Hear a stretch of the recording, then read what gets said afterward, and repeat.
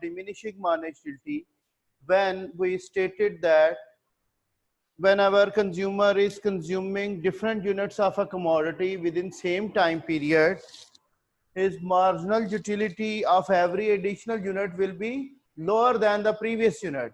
So his marginal utility will be diminishing when he is consuming more units of a commodity. So here I say, this is another law which says that consumer is not confined to consume only single commodity out of his income.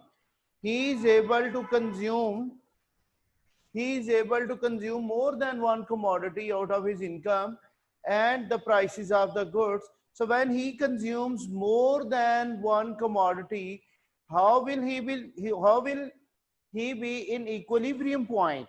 So this law states that the consumer will be in equilibrium when each dollar spent on different goods gives the consumer equal satisfaction, that the utility of money is kept constant whether he spends more on commodity X or more on commodity Y, but each dollar spent will give the consumer equal satisfaction. Then consumer will be in equilibrium whether he consumes 2 goods, 3 goods, or n number of goods.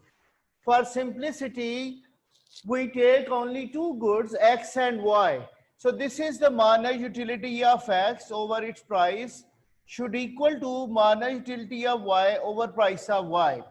Or reciprocally, we can say mana utility of X over mana utility of Y should equal to price of X over price of Y. That means their marginal utility ratio should equal to their price ratio. Now I give you a numeric example. Suppose marginal utility, the consumer is consuming 3 units of X and his mana utility of X for the last unit consumed is 12. Okay, so the price of X will be, if price of X that is $2, so each dollar gives him mana utility, we will find it later. But if we consume 6 units of Y and mana utility of Y is 6 for the last unit consumed and the price of Y is also $1. So if we put the values over here, like mana utility of X is 12 for the last unit, the third unit consumed, and its price is 2, whereas the mana utility of Y for the last unit consumed is 6. So divided by its price, $1, and here it is $2. So what will be the answer? We can say here it is 6 and here it is also 6. So when consumer spends $2 on commodity X, its price is $2, but each dollar will give him 6 mana utility from X, and if from Y he is also getting the same mana utility of dollar when he spends $1 on commodity Y. Therefore, the consumer will be in equilibrium when consuming 3 units of X and 6 units of Y. So he will be approaching equilibrium condition when he is going to consume the two commodities X and Y, and the ratio of mana utility to its price of X should equal to mana utility of Y to the price of Y. We can say when mana utility of X over price of X is equal to the mana utility of Y over price of Y, we say it is 12 over 2 should equal to 6 over 1. So here it is also 6, here it is also 6. So each dollar spent whether on X and Y gives the consumer equal mana utility. Can I write, I said it earlier, mana utility of X over mana utility of Y should equal to the price of X over price of Y. So what is mana utility of X? 12. What is mana utility of Y? That is 6 should equal to price of X was $2 and for Y it is $1. See over here, it is again 2 and 2. Their mana utility ratio is also equated. So when their marginal utility ratios are also equated to the price ratios, we say the consumer will be in equilibrium. Either we find this point by dividing the marginal utility to the price of the commodity, or dividing the marginal utilities of the two goods by their prices. So their marginal utilities ratios are also equated to their price ratios. So we say law of equimarginal utility states that whenever the consumer is consuming different goods, suppose we say there are n number of goods, marginal utility of nth commodity should equal to the price of nth commodity. So we say he will be or she will be in equilibrium, or he or she will be able to maximize the total utility from the consumption of two goods or many goods when each dollar spent on different goods give the consumer equal marginal utility. Then he or she will be reaching to the equilibrium point. All right.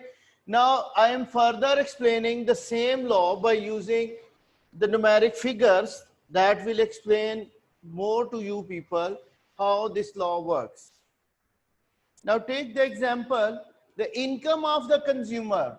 What is the income?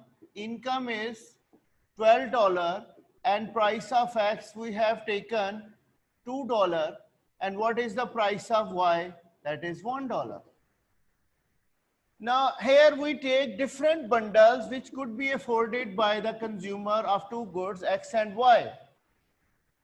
So if consumer spends all his income on commodity X, so within his income of $12, how many units of X he or she is able to buy?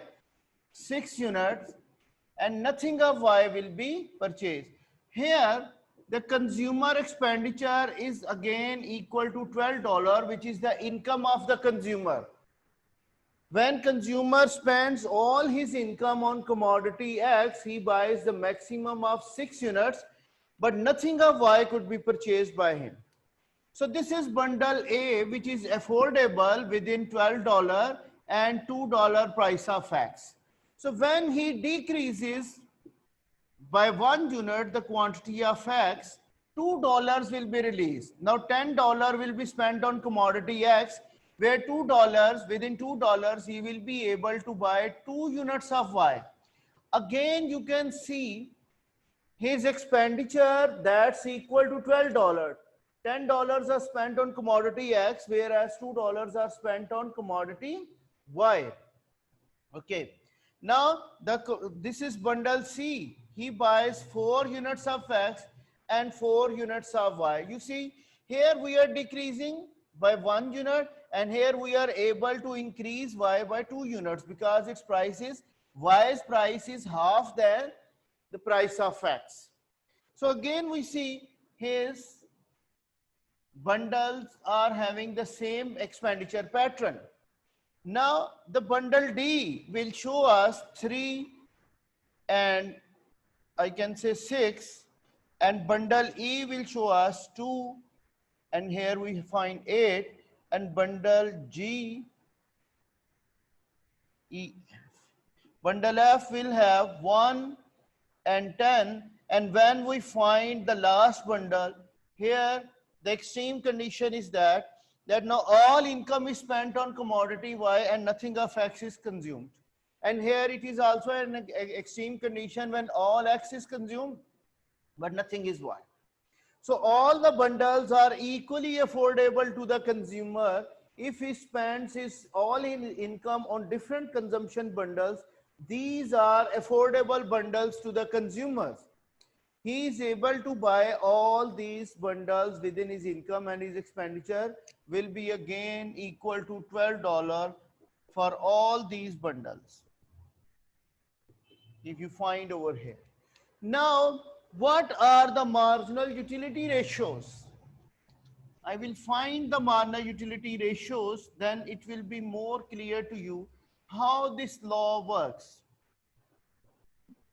Now see, marginal utility, this is the quantity of X, marginal utility of X, quantity of Y, and marginal utility of Y. So if he's consuming 1 unit of X and 1 unit of Y, what will be the marginal utility of X? That will be starting from, well, 16. First unit gives the consumer 16 minus utility, and second unit the minus utility will be 14, and for third unit it is 12, and for fourth unit it will be 10, and for the fifth unit his marginal utility will be 8, and for sixth unit it is 6. Okay, you can see as the successive units are consumed, the additional utility or minus utility of X is diminishing. These are the hypothetical values. I have taken them from myself in order to explain you the law. But for the first unit of Y, there is minus utility of 11. For second unit of Y, it is 10. For the third unit of Y, it will be 9. And for the fourth unit of Y, it will be 8. And for fifth unit of Y, it will be 7, and for sixth unit, it will be 6. So here we found the different values of minus utilities of X and Y when the consumers are consuming first unit, second unit, and every successive unit of X and Y, their minus utilities are diminishing. Now you can find different consumption bundles. First consumption bundle says 6 of X and 0 of Y. So what will be the minus utility for the 6th unit of X? This is 6. If I say marginal utility of X over price of X should equal to minus utility of Y over price of Y. So this bundle cannot maximize the satisfaction because here we find 6 over 2, but here it is 0 over 1. So this cannot be equated. So bundle A will not be giving us the consumer equilibrium point because here minus utility from the X is higher than the minus utility of Y. Therefore, one by one we are checking them. Now come towards the bundle B. Where is the bundle B? Bundle B says 5X and 2Ys. And what will be the minus utility of fifth unit of X? This is 8. Minus utility of X over price of X should equal to minus utility of Y over price of Y. So for the fifth unit, minus utility of X will be 8. 8 by 2. And what will be the second unit of Y? It is 10 by 1. So do you think it is 4 and it is 10, which is not equated? So what happens? That each dollar spent on commodity Y will give him more minus utility than commodity X. Therefore, consumer will increase the consumption of Y rather than X because dollar spent on Y will give 10 joules, whereas commodity X, when $2 are spent on commodity X, the price of X is $2, then each dollar spent will give the consumer 4 minus utility. So we say this is not the consumer equilibrium point. Now come towards the bundle C. Where will be the bundle C? That is 4 unit, 4 of X and 4 of Y. So what will be the marginal utility of X and price of X should equal to minus utility of Y over price of Y. For the fourth unit of X, it is 10 by 2. And fourth unit of Y, it is 8 by 1. So it is 5. And again it is 8, which is not equated. So again we find that consumer is not in equilibrium. Even he is buying 4 of X and 4 of Y. Therefore, his consumption bundle is not maximizing his total utility. Now come towards the bundle D. Where is the bundle D now? This will give us the consumer equilibrium point. This is 3 of X and 6 of Y. This bundle, where he is spending all his income. All the bundles are showing that his expenditures are equal to income. For the third unit of X, you find here the marginal utility of X over price of X should equal to marginal utility of Y over price of Y. For the third unit, the marginal utility is 12 divided by its price of $2. And for the sixth unit of Y, we find here the marginal utility of Y is 6 over $1. You find over here it is also 6. Each dollar spent on commodity X and Y will give us the same marginal utility ratio for each dollar spent. So this bundle D shows us, although all the bundles are affordable to the consumer, but where consumer equilibrium is present, this is the bundle D, where marginal utility of X over price of X is equal to marginal utility of Y over price of Y. Then their ratio of to their prices, they are equated. If we say marginal utility of X over marginal utility of Y should also equal to price of X and price of Y. So it is 12 over 6, 2 over 1. So again we have 2 and 2. Marginal utility ratios are equal to their price ratios. Can I say when consumer is paying the price equal to the marginal utility of the last unit consumed for X, and marginal utility of Y should also equal to the price of Y for the last unit consumed, then consumer will be in equilibrium. So where is consumer equilibrium point? If we say when marginal utility is higher than the price, consumer is consuming more of that commodity, where marginal utility is going to be higher than the price of the commodity. But if marginal utility is lower than the price, consumer will decrease its consumption. So the point of equilibrium is that where marginal utility ratio is equal to their price ratio, or each dollar spent on commodity X and Y will give the consumer equal marginal utility, then consumer will be in equilibrium. So this is the case of law of equimarginal utility. This tells us again that why demand curve slopes downward. Yesterday I was talking about marginal utility and price. This is marginal utility, and that's also the demand curve. When we say marginal utility is higher than the price, for the first unit marginal utility is higher than the price, consumer will buy more.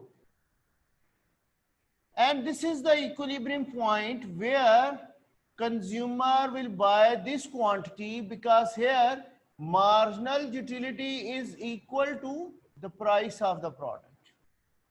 This is the consumer equilibrium. He does not go beyond this point, because after this price remains same, but marginal utility of every extra unit consumed will be lower than the previous unit. Therefore, the consumer is not going beyond this point. So he will be remaining at the point where marginal utility is equal to the price of the last unit consumed.